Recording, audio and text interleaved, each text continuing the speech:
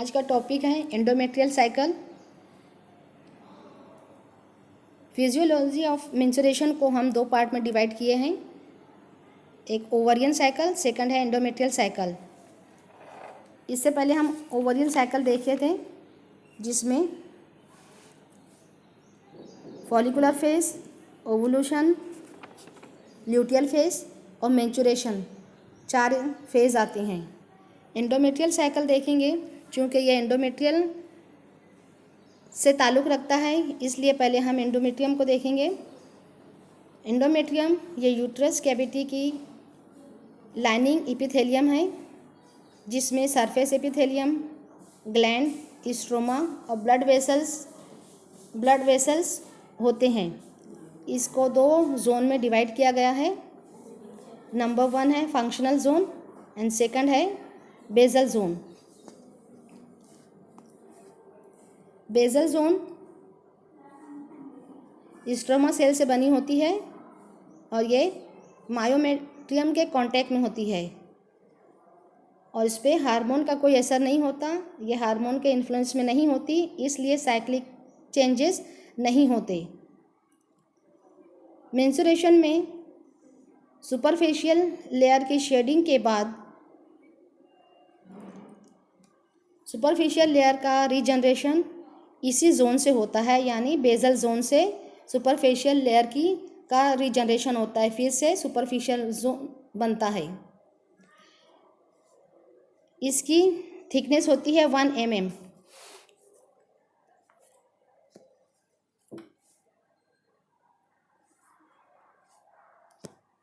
Second है functional zone. ये progesterone और एस्ट्रोजन के असरअंदाज होते हैं, इसलिए इसमें साइक्लिक चेंजेस पाए जाते हैं। मेंस्ट्रुएशन ये अनओवुलेटरी भी हो सकता है, ओवुलेटरी भी हो सकता है। ओवुलेटरी साइकिल के चेंजेस को 4 स्टेज में डिवाइड किया गया है। Regenerative phase, proliferative phase, secretary phase और मेंस्ट्रुएशन। नंबर 1 देखेंगे स्टेज ऑफ रीजनरेशन। एंडोमेट्रियम का रीजनरेशन मेंस्ट्रुएशन खत्म होने से पहले ही शुरू हो जाता है और 2 से 3 दिन में मुकम्मल हो जाता है।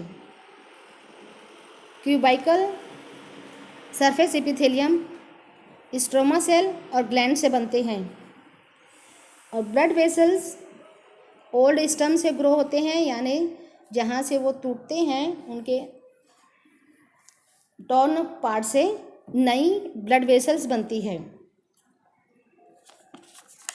इसी तरह स्ट्रोमा सेल और ग्लैंड्स की ग्रोथ बेसल जोन में जो बचे हुए पार्ट हैं उससे होती है। इस वक्त एंडोमेट्रियम की थिकनेस 2 mm की होती है। नेक्स्ट आता है स्टेज ऑफ प्रोलिफरेशन या प्रोलिफरेशन फेज। ये स्टेज 5वें या 6ठे दिन से शुरू होती है और 14वें दिन तक एक्सटेंड करती है। 14वें दिन क्योंकि ओवुलेशन होता है, इसलिए हम इसके स्टैंड को टिल ओवुलेशन भी कह सकती हैं।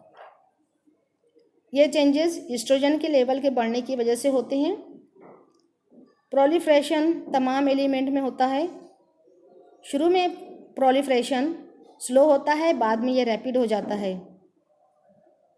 इसमें ग्लैंड्स ट्यूबुलर और सरफेस के परपेंडिकुलर हो जाते हैं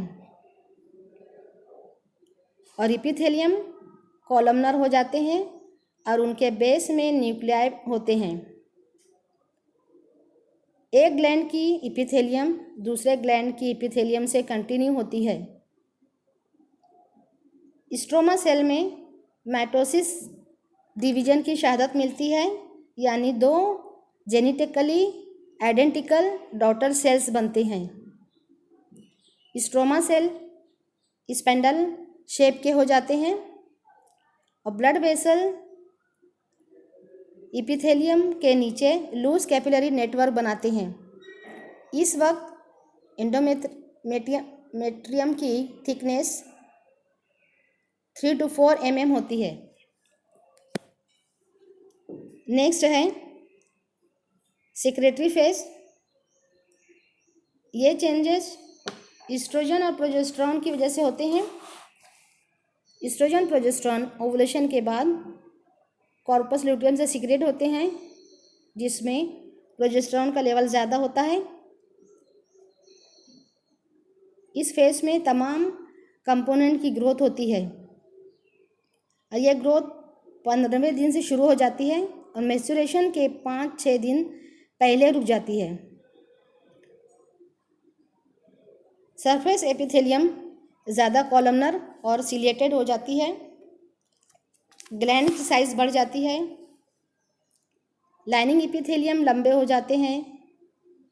ग्लाइकोजन के सिक्रेशन की वजह से न्यूक्लियाई और बेसमेंट मेम्ब्रेन के दरमियान वैक्यूल नमूदार होता है, जिसे सब न्यूक्लियर वैक्यूलेशन कहते हैं। इस फेस में एंडोमेट्रियम की थिकनेस हाईएस्ट होती है, दैट इज 6 to 8 mm।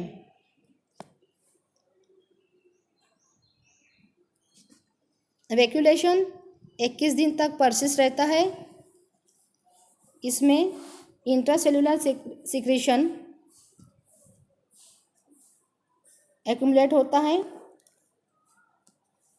जो फर्टिलाइज ओवम के लिए न्यूट्रिटिव वैल्यू रखता है। इसमें स्ट्रोमा सेल सोइलन हो जाते हैं, लार्ज पॉलीहेड्रल हो जाते हैं।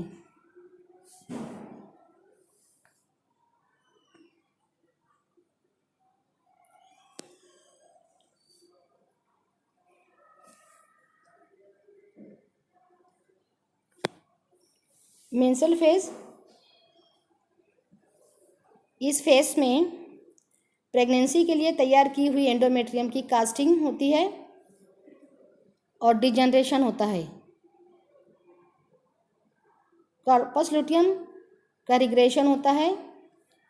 ईस्ट्रोजन और प्रोजेस्टेरॉन का लेवल कम हो जाता है। नेक्स्ट देखेंगे हम mechanism of menstrual bleeding. Degenerative changes की ओरिजिन वास्कुलर होती है। ब्लड की स्टेसिस होती है और आर्टेरियोल्स में स्पाज्म होता है, और इस स्पाज्म के नतीजे में आर्टेरियोल्स की वॉल डैमेज होती है और इस डैमेज वेसल्स वॉल के वजह से ब्लड वेसल्स के ज़रिए बाहर खारिज हो जाता है। डिजनरेटिव प्रोसेस रैपिड होता है। ब्लड और सुपरफिशियल लेयर जो शेड ऑफ होती है वो यूट्राइन कैविटी में आ जाती है।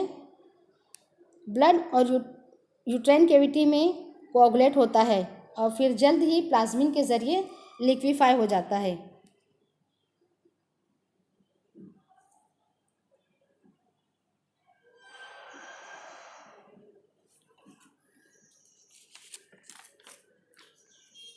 अब ये मेंस्ट्रुअल फ्लो या blood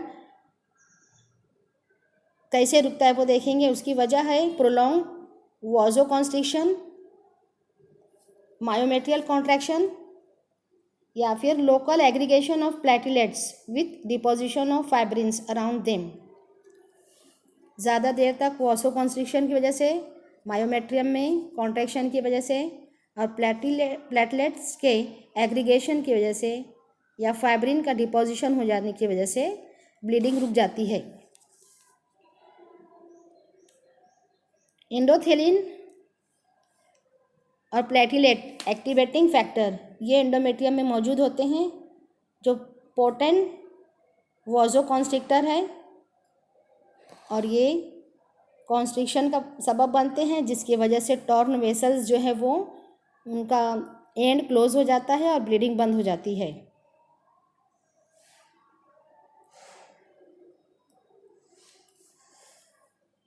oestrogen secrets leads to clot formation over the decapitated endometrial vessels.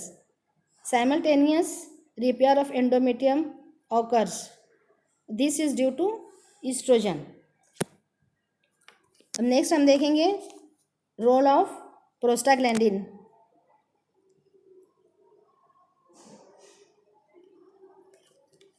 Endometrium prostaglandin की सिंथेसिस होती है।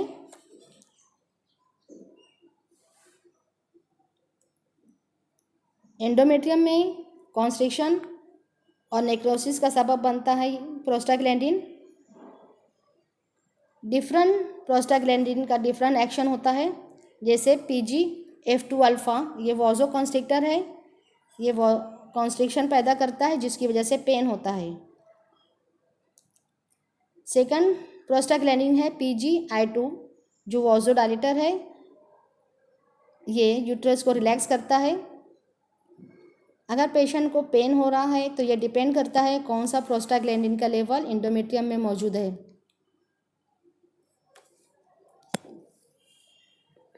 नेक्स्ट हम देखेंगे menstrual symptom. Majority of cases में कोई सिम्टम नहीं मिलता सिवाय वजाइनल ब्लीडिंग के। ये शुरू में पिंक कलर की होती है, बाद में 2 से 3 दिन बाद ये डार्क कलर की हो जाती है। टीनेजर्स और नल्लीपैरस में कॉलिकी पेन होता है जो शुरू में होता है, ये यूट्राइन कॉन्ट्रैक्शन की वजह से होता है। कुछ पेशेंट में प्री मॉनिटरी सिम्टम पाए जाते हैं, जैसे headache, backache, fullness of breast, mastalgia. अगर यही सिम्टम डोमिनेंट हो जाए तो ये प्री मेंस्ट्रुअल सिंड्रोम कहलाता है।